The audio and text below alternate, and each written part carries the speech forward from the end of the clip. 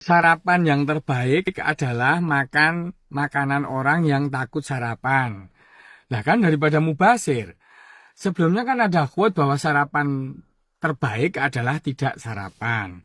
Nah mungkin quote itu cocok bagi yang kerjanya shift malam atau mungkin yang sedang melakukan defisit kalori karena kegemukan atau mungkin pada orang yang kerjanya pagi hari tapi mager di depan komputer dan kesehatannya mungkin kurang baik, itu bagus karena mengurangi kalori yang tertumpuk di dalam tubuh.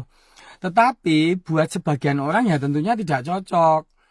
Buat anak sekolah, buat para tukang bangunan, buat para petani, buat para tukang bengkel ataupun para atlet tentunya nggak cocok. Nah kalau anak sekolah dibiarkan nggak sarapan ya jam 9.10 udah tertidur di bangku sekolah misalnya. Atau tukang bangunan ya nanti nggak kuat naik steger atau nggak kuat ngangkat hebel bisa dipecat sama mandornya kan. Ya jadi dari yang dikemukakan quote bahwa sarapan pagi itu tidak baik, itu berdasarkan irama sirkadian. Jadi irama sirkadian itu irama tubuh kita yang terbentuk sejak evolusi spesies kita manusia sejak ratusan juta tahun yang lalu.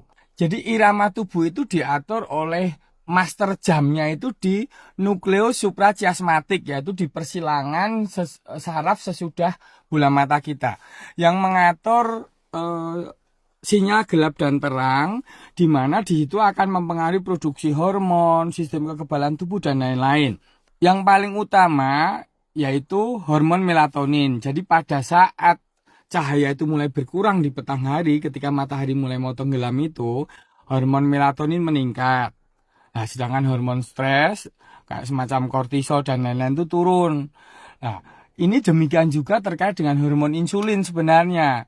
Hormon insulin itu dibentuk itu paling tinggi kadarnya itu ada di sore hari.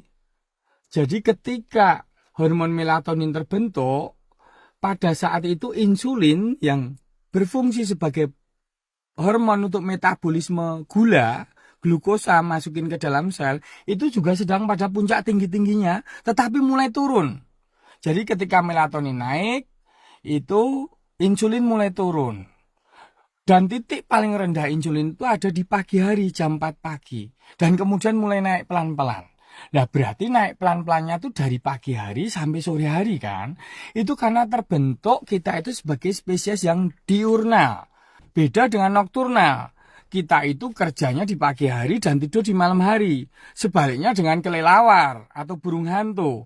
Jadi proses makan kita memang terbentuk dari dulu tuh dari pagi makan, siang makan, dan lebih baik hentikan atau kurangi makan sesudah kira-kira jam 5 sore. Karena insulinnya sudah mulai menurun. Jadi bukan malah makannya banyakin di malam hari, dari jam 12 siang sampai malam hari. Tentunya tidak sesuai dengan siklus hormon insulin yang terbentuk.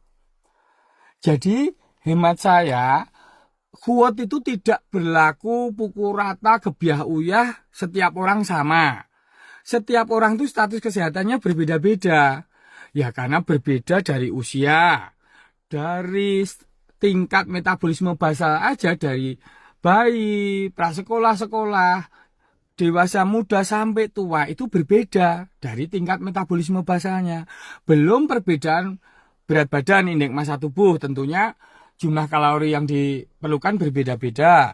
Berbeda pula dalam hal aktivitas fisiknya. Tentunya beda antara pekerja kantoran yang duduk nggak pernah jalan atau jalan hanya sedikit kurang dari 1.000 langkah tiap hari dibandingkan dengan para petani, tukang bangunan yang kira-kira jalannya antara 2.500 langkah sampai 10.000 langkah tiap hari. Bahkan atlet pun misalnya. Jadi sesuaikan tip-tip kesehatan itu dengan status kesehatan kita. Jangan kita melakukan perubahan secara frontal yang kelihatan unik ikut arus, tetapi ternyata tidak cocok dengan tubuh kita.